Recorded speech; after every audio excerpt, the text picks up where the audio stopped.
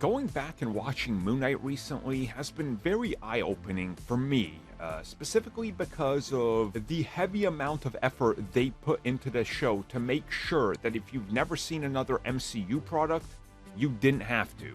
It felt very weird and very un-MCU-like, but we know that that was a deliberate choice that they made. But recently, we also found out that at one point, they were trying very many different things, including trying to get a cameo of Captain America in there. So this comes from the writer of the series, who recently gave a bunch of quotes that have been floating around online, and if you follow it, you can actually find out that these are true. They're not just people making up memes and using fake quotes under images on Facebook.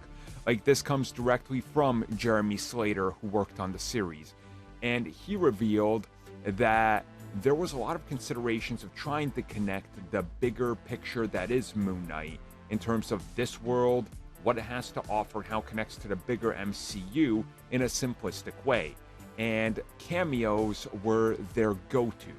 And at one point, they were playing around with the idea of Dane Whitman from the Eternals, but that ended up going nowhere.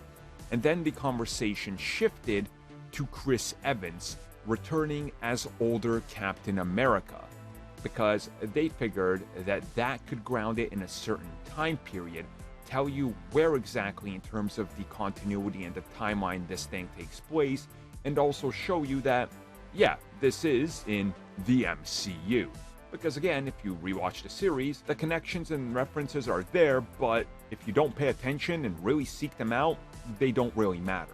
And ultimately, he says the decision was made to not use any of these other characters, because what was important was to spend money on where it counted, which was finishing up the visual effects, trying to go to these locations, making sure that everything that relates to Moon Knight, including the battles in that last episode, Amit, and these giant creatures fighting each other, looked good, and not spending crazy amounts of money on focusing on a cameo. So the decision was made to pull all this back, and when they talked to Kevin Feige, he was the one that was like, look, we don't need to shoehorn in unnecessary cameos because that doesn't make sense. And ultimately, cameos were scrapped because Feige was like, everybody likes cameos, but suddenly that doesn't belong here.